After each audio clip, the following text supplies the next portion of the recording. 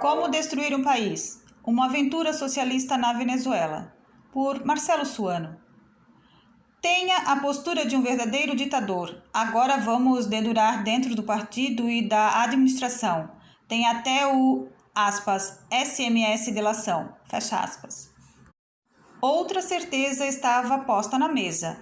O PSUV, apesar de agir unificado, tinha fraturas internas. Por essa razão, Maduro e demais membros do governo passaram a estimular a delação entre os membros do Partido Socialista Unido de Venezuela, o PSUV, para, conforme afirmavam, impedir a infiltração de opositores que tivessem como missão destruir a continuidade na implantação do socialismo no país. E isso foi tão estimulado que ele criou um canal telefônico para a delação desses supostos infiltrados, também por meio de SMS e de um e-mail por onde poderiam ser feitas as denúncias daqueles que os delatores consideravam infiltrados, os quais também eram denominados indivíduos que vinham se afastando dos princípios da Revolução Bolivariana. Francisco Amelias, vice-presidente da Organização de Assuntos Eleitorais do PSUV e governador de Carabobo, usou sua conta no Twitter para informar os canais. Postou, o militante que promove a desunião deve ser denunciado por SMS. E pelo e-mail denunciainfiltradospsuv@gmail.com. Declarando ainda em seu programa na rádio pública RNV que, o inimigo que mais nos prejudica é o inimigo interno, o infiltrado, a quinta coluna que se disfarça de chavista e não é chavista, fecha aspas. Com isso mostrou que pretendiam realizar uma limpeza na base governamental, a começar pelo partido. A forma como as autoridades se manifestaram confirmou que a preocupação era interna e não se excluiu a possibilidade de expurgos em outros ambientes. Como apresentado antes, Francisco Amelias referiu-se a uma quinta coluna e Diosdado Cabello, primeiro vice-presidente do PSUV e presidente da Assembleia Nacional Bolivariana, declarou, os sabotadores da revolução não podemos permitir.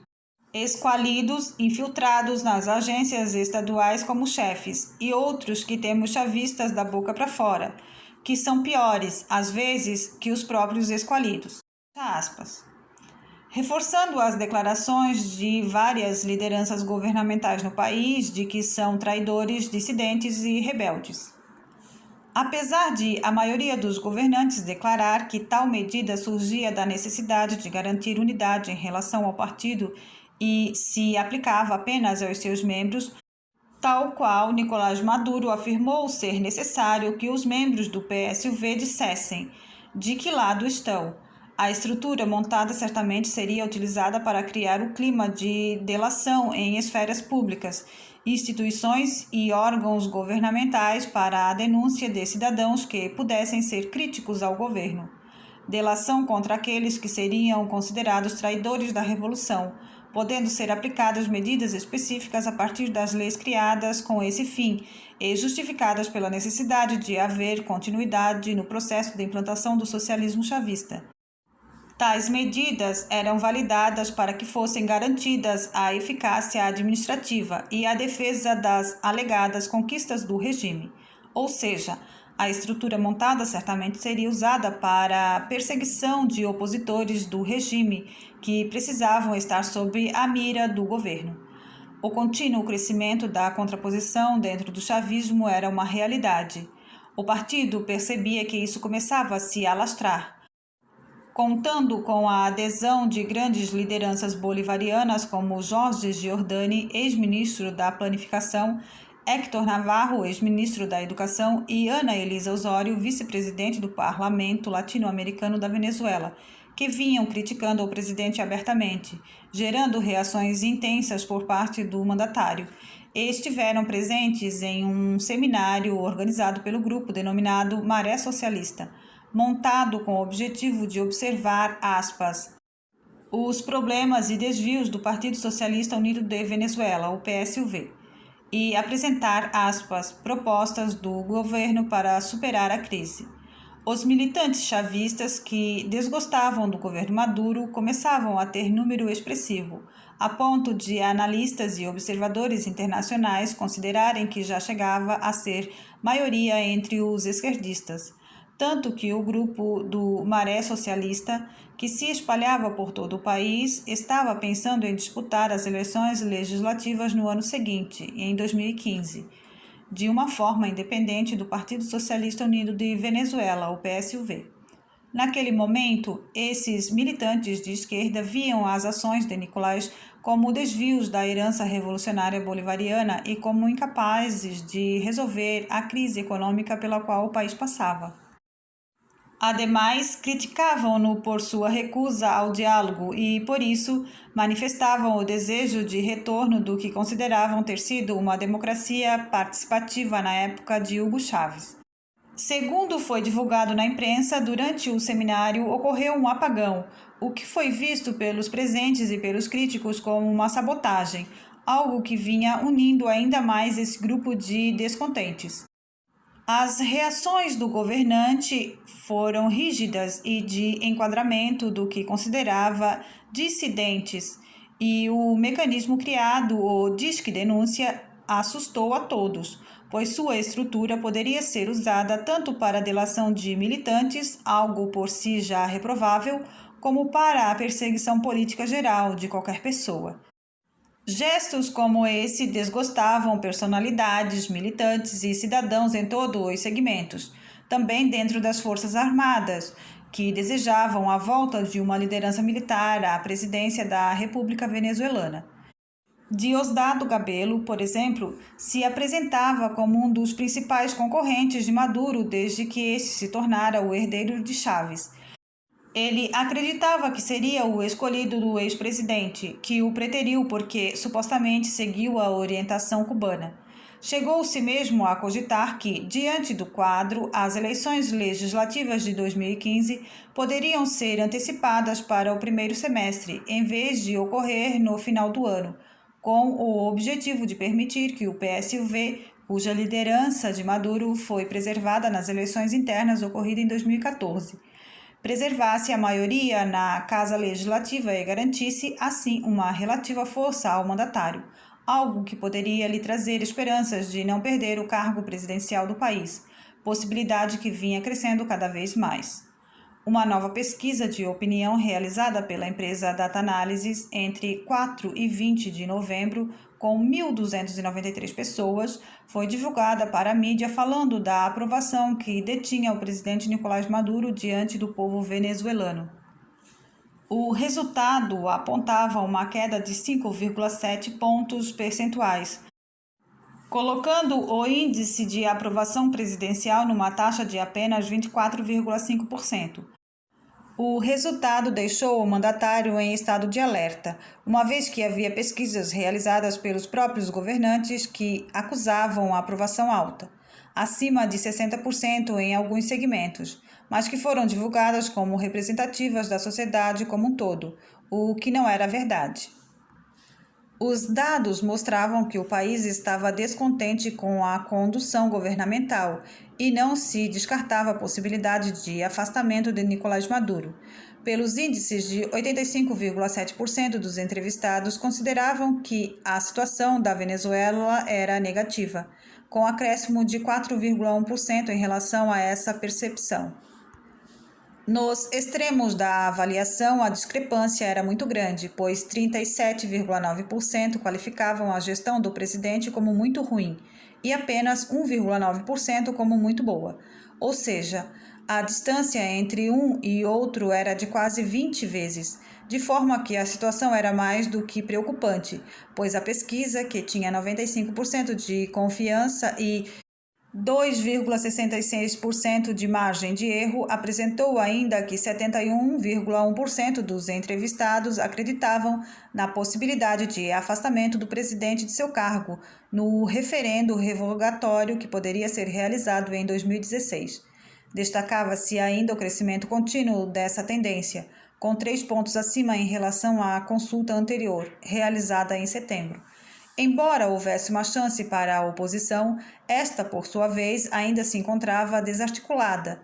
desunida e sem capacidade de apresentar um programa comum, sem saber tirar proveito do momento, mesmo que Henrique Capriles, o principal e mais bem avaliado líder opositor, tivesse alcançado na pesquisa aprovação de 45,8% com crescimento de 3,7%. Para o governo, o cenário apresentava alta probabilidade de que Maduro caísse, já que estava ocorrendo a convergência de vários fatores, tais como a rejeição popular à figura do mandatário, a baixa avaliação de sua liderança e gestão, a reprovação de sua administração, a fragmentação dentro da esquerda, divergências internas do Partido Socialista Unido de Venezuela, defecções dentro do governo, contraposição de lideranças que antes eram aliadas, crise internacional que tinha isolado o país graças à sua política externa, baixa no petróleo, que trouxe à tona a queda nas dívidas, logo, menos capacidade de investimentos. Em síntese, havia uma confluência de fatores que certamente colocavam os bolivarianos na condição de ter de escolher entre a queda de Maduro, preservando o grupo, ou a clara possibilidade de ascensão da oposição, mesmo que essa também estivesse desarticulada. A possibilidade de ascensão dos opositores se apresentava ainda mais pelo fato de Henrique Capriles continuar bem aliado pelo povo e poder se manter como a figura capaz de trazer os antagonistas do governo para uma mesma bandeira, mesmo que essa aliança pudesse ter vida curta, algo que, no entanto, levaria a Venezuela a outra configuração da crise política, como cenário imprevisível. Não podemos esquecer que Capriles defendia um modelo misto, e isso assustava menos. Maduro apontou para mudanças na economia, não significando que elas seriam realmente efetivadas, ou se configuravam apenas uma jogada para garantir a alavancagem imediata, de forma a frear o ímpeto opositor ao seu nome, que se apresentava vindo de todas as partes. Ele indicou que seguiria duas direções: corte nos gastos governamentais sem afetar os investimentos sociais e o estabelecimento de diálogo com o empresariado para buscar a diversificação da economia, como forma de conseguir menos dependência em relação ao petróleo. Com relação aos gastos governamentais, declarou que seria efetivado um corte de 20%, retirando da folha aquilo que avaliava como improdutivo. Afirmou que considerava tal medida uma dieta, no sentido de regime alimentar visando a perda de peso, para recuperar o fôlego. Nessa direção, segundo afirmou, também seria cortado os salários dos funcionários públicos e do governo, com o objetivo de dar exemplo.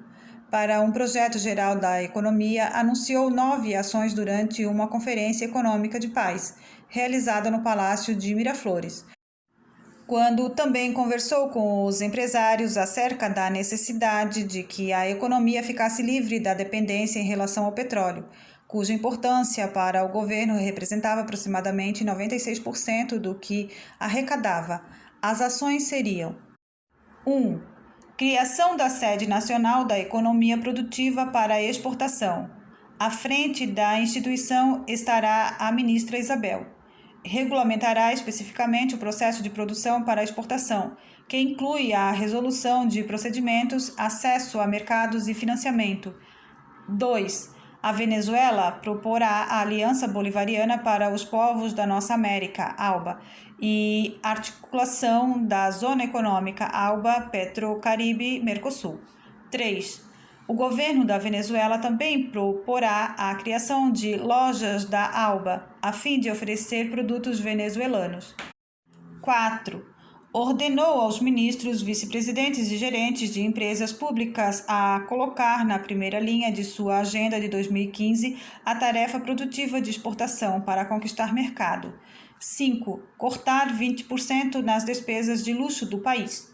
6. Criou-se, mediante decreto, a Zona Econômica Especial de San Antônio de Táchira-Urenã e a Zona Econômica Especial de Paranaguá, com o fim de favorecer a exportação e o comércio na fronteira, em condições justas para ambos os países. 7. Ativação da tecnologia 4G na Venezuela no campo das telecomunicações. 8. Ampliação do capital do Banco de Comércio Exterior, Banco Ex, com 300 milhões de dólares para que tenha uma base efetiva. Atualmente, a instituição tem um capital de 150 milhões de dólares. 9. O sistema alternativo de câmbio CICAT 1 e 2 em breve sofrerá uma modificação para aperfeiçoar a atenção dos mercados. O repentino surto de consciência decorreu, na realidade, da queda do preço internacional do barril de petróleo, que mostrou a fraqueza do modelo econômico venezuelano e colocou o país mais uma vez em situação crítica, pois reduziu o orçamento drasticamente a ponto de não permitir mais a manutenção das políticas sociais e do assistencialismo que garantia os bolivarianos no poder. No entanto, ele apontou que não mudaria a política de controle do dólar, apresentando como justificativa a necessidade de controlá-lo para garantir a manutenção dos preços dos produtos no mercado venezuelano, que deviam continuar sob controle do Estado.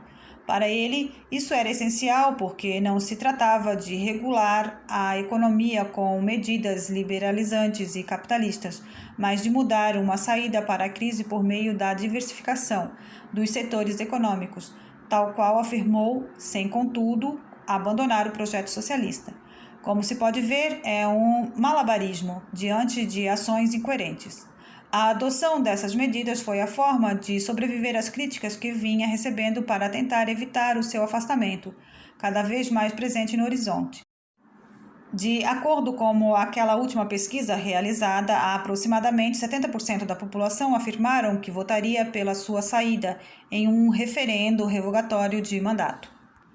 Além disso, um ajuste fiscal era necessário imediatamente, mas não era suficiente para debelar a crise, pois seria preciso que a economia se abrisse para o exterior, bem como que fossem criadas condições para o empresariado atuar no país, situação contrária aos pressupostos políticos e ideológicos do bolivarianismo defendido por Nicolás Maduro. Por isso, não tinha como ser verdade o que ele propunha. Tal situação era tão clara que as medidas não deram resultado. Um desejável pacto social entre os setores não ocorreu. O empresariado não se deixou envolver e a repressão à oposição não reduziu. Leopoldo Lopes, que já estava havia 11 meses encarcerado, e no início de dezembro a ex-deputada Maria Corina Machado fora indiciada sob a acusação de estar ligada a um plano para matar Maduro, sem nenhum indicativo sobre se seria processada e julgada em liberdade, ou seja, sem haver qualquer indicação sobre se ela seria presa, com o risco de pegar 16 anos de prisão caso fosse considerada culpada. Nada havia mudado e a perseguição aos opositores ia continuar. E se você gostou desse vídeo, deixe seu like, deixe um comentário, se inscreva no canal, compartilhe com seus amigos. Ative também o sininho das notificações.